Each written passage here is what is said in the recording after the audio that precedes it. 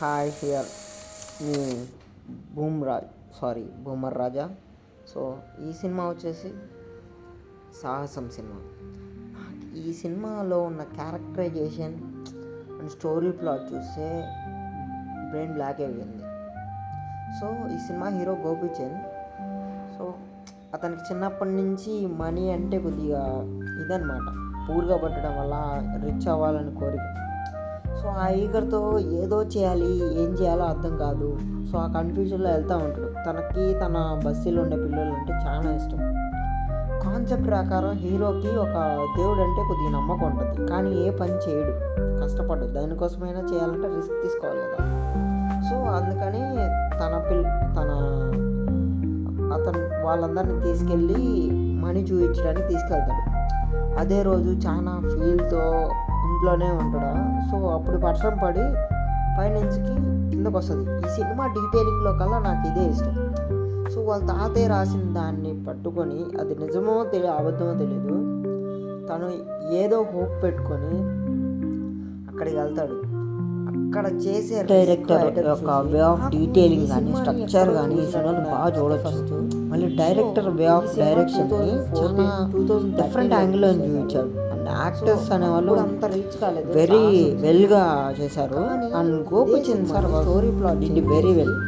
So అమ్మాయిలకి ఎక్కడైనా సరే కొద్దిగా బంగారం పట్టు ఇది ఉంటుంది. ఈ కాన్సెప్ట్లో ఈ సినిమాలో ఇది మీకు కనిపిస్తుంది చాలా మందికి నచ్చింది. సో అంతా అయిపోయిన తర్వాత నువ్వు అంత కష్టపడిన తర్వాత నీకు దొరికే ఆనందాన్ని కూడా చూడొచ్చు.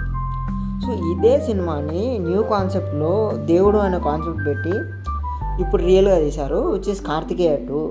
రెండు ఫెమిలియర్గా అనిపిస్తాయి. నాకు మాత్రం పర్సనల్గా కార్తికేయ 2 ఇష్టమే, కానీ అట్ ద టైం సాహసం కూడా సో ముందే ఆలోచించారనిపిస్తుంది. అంటే ఇక్కడ వచ్చేసి దేవుడు అనే కాన్సెప్ట్ మీ కొద్దిగా సీన్స్ కూడా ఫెమిలియర్గా యాడ్ అయ్యి ఉంటాయి అన్నమాట. సో అతను కొద్దిగా అనుకుంటాడు, దేవుడిని నమ్మడు, కొద్దిగా దేవుడి కోసం వర్క్ చేయడం కానీ, సో అతన్ని నమ్మే విధంగా చేస్తుంటుంది అనమాట ఈ సినిమా కాన్సెప్ట్ ప్రకారం.